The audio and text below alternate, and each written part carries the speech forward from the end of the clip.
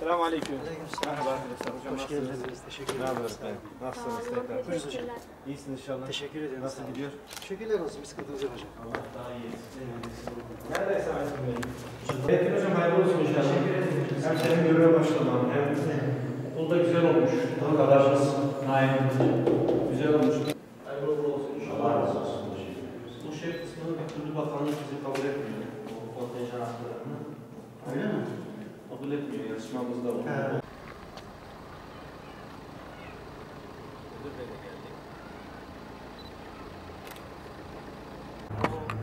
Yoğunluktan dolayı biz de biraz tutmak istemiyoruz. İşte buradan teşekkür ediyorum. Hocam sana sağ olun.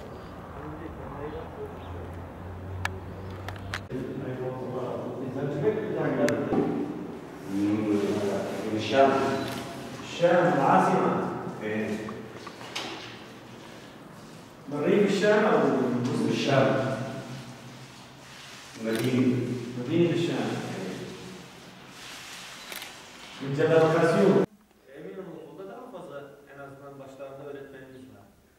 En azından sürekli dezenfekte ediliyor ortamlar. Sürekli yıkanıyor, temizleniyor. Yani sokak mı güvenli yoksa okul mu güvenli? Bence okul çok daha güvenli. Ha, fare kullan. Fare kullanamıyor mu? He. Hadi bakalım.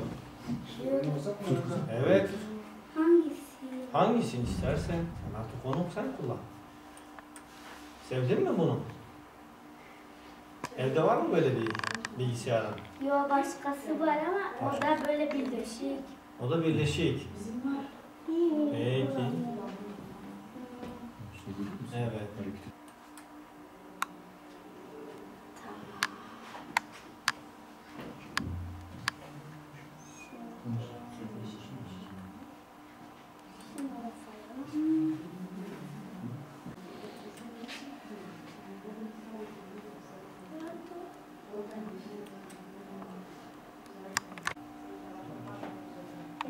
Mama hiçbir şey gelmedi.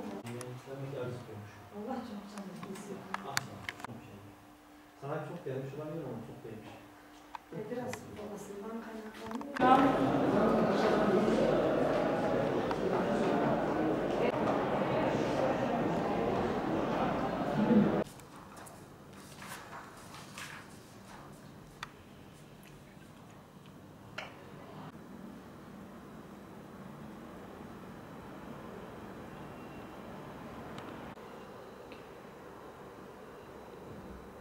Öncelikle 2020-2021 eğitim öğretim sezonunun hayırlara vesile olmasını, sağlık, sıhhat, afiyetle başlayıp yine sağlık, sıhhat ve başarıyla bitmesini temenni ediyorum.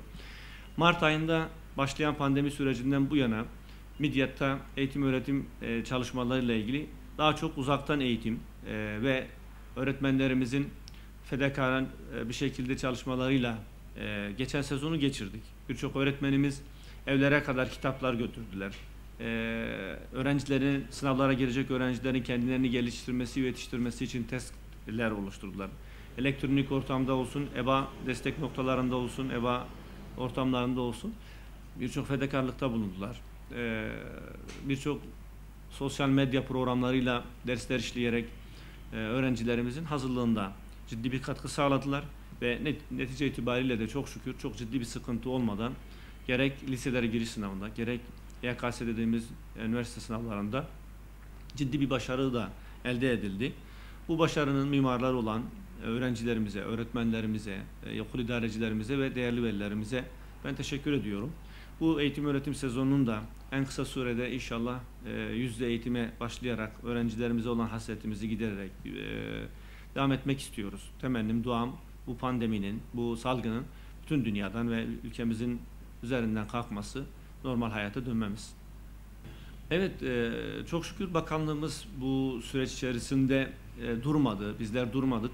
İlçemize yeni okullar kazandırıldı. İlçemize 5 yeni okul kazandırıldı. Toplamda 96 tane derslik kazandırıldı. Bunlarla birlikte öğrencilerimiz daha az yoğunlukta ve daha temiz, daha sağlıklı şartlarda eğitim öğretim görme fırsatını elde edecekler.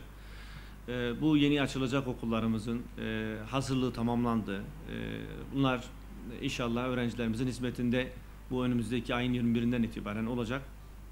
Hem midyatımıza hem öğrencilerimize hem öğretmenlerimize hayırlı olsun. Ayın 21'inde inşallah ilkokul 1. sınıflarla ana sınıfları ve müstakil anaokullarında başlayacak olan öğrencilerimiz eğitim öğretime başlayacaklar. Ve biz hazırlığımızı daha önceden yaptık. Bütün okullarımızdaki öğrencilerimiz devam edeceği şekilde hazırlıklarımız yapıldı. Bakım onarım çalışmaları yapıldı, yıkama, temizlik çalışmaları yapıldı ve dezenfektan yoluyla dezenfekte çalışmalar yapıldı. Biz eğitim öğretime hazırız. 21'inde inşallah anaokullarına, ana sınıflarına ve ilkokul 1. sınıfı başlayacak öğrencilerimizle ilgili programlama çalışmalarımız yapıldı. Hazırlıklar, temizlik noktalarında çalışmalar yapıldı. Veli bilgilendirme ve bilinçlendirme çalışmaları bitirildi. Personel ihtiyacı olan 1-2 okulumuz vardı. Onlarla ilgili de henüz eğitim öğretime başlamayacak okullardan bulunan personellerimizi oraya kaydırmak suretiyle önümüzdeki hafta bu şekilde hizmetlerimizi aksamayacak şekilde planladık. Zaten ondan sonraki hafta 28'inde başlayacak olan haftamızda da TYP kapsamında alınacak iş kurucularla bütün okullarımızın bakım, onarım, temizlik ve güvenlik hizmetlerini sağlayacak personellerimiz işbaşı yapacağından herhangi bir aksamaya mahal verilmeyecek. 1. sınıflarda ve ana sınıflarında eğitim öğretim nasıl yürüyecek? 1. sınıflarda ve ana sınıflarda öğrencilerimiz en kalabalık 15-16 gruplar olacak şekilde ayrılacak şubelerde ve bunlar pazartesi, salı bir grup, çarşamba günü okullarımız eğitim öğretime ara verecek, dezenfekte çalışmaları yapılacak, temizlik çalışmaları yapılacak. Perşembe, cuma günü de şubenin, o sınıfın geri kalan öğrencileri yüz yüze eğitimden istifade edecekler. Yüz yüze eğitimin olduğu günlerde öğretmenlerimiz öğleye kadar, saat 12'ye kadar 30'ar dakikalık saatlerde ders işleyecekler. Öğretmenlerimiz öğleden sonraki grupta da o gün okula gelmeyen öğrenciler için uzaktan eğitim faaliyetlerini yürütecekler. Tabii bunun dışındaki 1 ve ana sınıflarındaki öğrencilerimiz dışındaki diğer sınıflarımızdaki bütün öğretmenlerimiz de uzaktan eğitim faaliyetlerini bakanlığımızın gönderdiği talimatlar doğrultusunda programlanmış ve öğretmenlerimiz EBA'ya girerek oradan ders anlatımlarını gerçekleştirmektedirler. Öğrencilerimizin EBA'ya ulaşma noktasında sıkıntıları olursa ki olan öğrencilerimiz var. Onlar için de biz ilçe merkezindeki 16 tane merkezimizde EBA destek noktaları oluşturduk. Oraya hem internet hem bilgisayar desteği sağlıyoruz. Dileyen velilerimiz, dileyen öğrencilerimiz oraya geliyor. O sosyal mesafesi ve şartları uygun hazırlanmış sınıflarımızda öğretmenlerin derslerini takip edebilmekte ya da önceden yüklenmiş videolardan ders konularını tekrar edebilmek için izleyebilmektedirler. Bu imkanlarımız mevcuttur. Her türlü hazırlığımız tamdır. Hiçbir öğrencimizin eğitim fırsatından mahrum kalmaması adına ne gerekiyorsa bunu gerçekleştirmek bizim asli vazifemizdir. Bu konuda çalışmalarımız yapılmaktadır.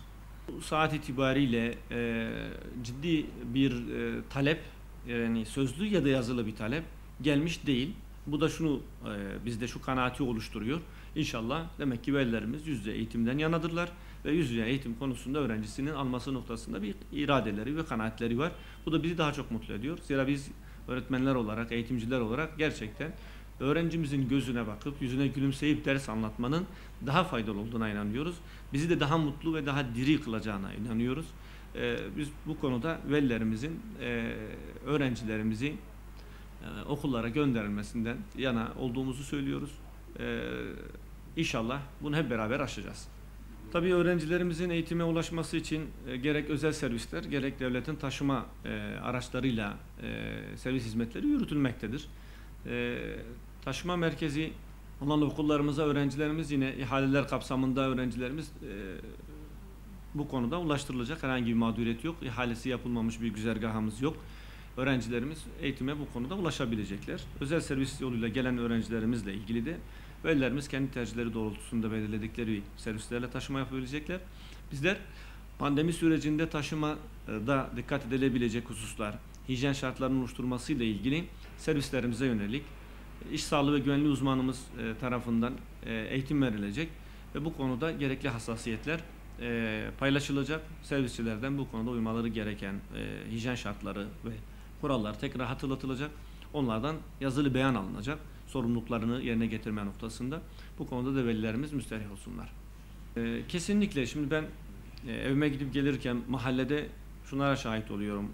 Apartman bahçelerinde, evlerin bahçelerinde onlarca çocuk beraber oyun oynamaktadır. Onlarda da gayet doğal bir ortam var. Biz okullarımızda hem geniş ferah alanlar hem dezenfekte çalışmalarımız var. Biz bu konuda okulun sokaktan daha güvenli olduğuna inanıyoruz. Daha denetimli ve daha steril olduğuna da inanıyoruz. Mutlaka bu konuda velilerimiz içleri ferah olsun. Biz gerekli çalışmaları yapacağız. Pandemi süreciyle ilgili de gerekli tedbirler, kurallar, bütün şartnameler neyse yerine getirilecek şekilde eğitimlerimiz de tamamlandı. Bu konuda tebliğlerimiz de tamamlandı. İnşallah sorunsuz bir şekilde öğrencilerimizin sağlıklı, sıhhatli bir şekilde eğitim almalarını sağlayacağız. Ben öncelikle teşekkür ediyorum. Hiçbir şey tek başına başarılamaz. Bütün paydaşlarıyla birlikte yapılabilir. Veli, öğrenci, öğretmen, idare, bakanlık, devletin kurumları ve toplumun diğer unsurlarıyla birlikte bunu biz ancak uyumlu çalışırsak, destek olursak birbirimize başarabiliriz. Biz Milli Eğitim Camiası olarak, bakanlık olarak, öğretmenler olarak, okul idareleri ve diğer eğitim çalışanları olarak öğrencilerimizin her türlü hizmetini görmek için hazırlığımızı tamamladık. Velilerimiz de bu konuda bize güvensinler. Velilerimiz de bu konuda bize destek olsunlar. Velilerimizden ricamız şu, teması azaltma adına okul bahçelerine ve okul binalarına giriş yapılmaması konusunda talimatlar var. Bu talimatlara uysunlar.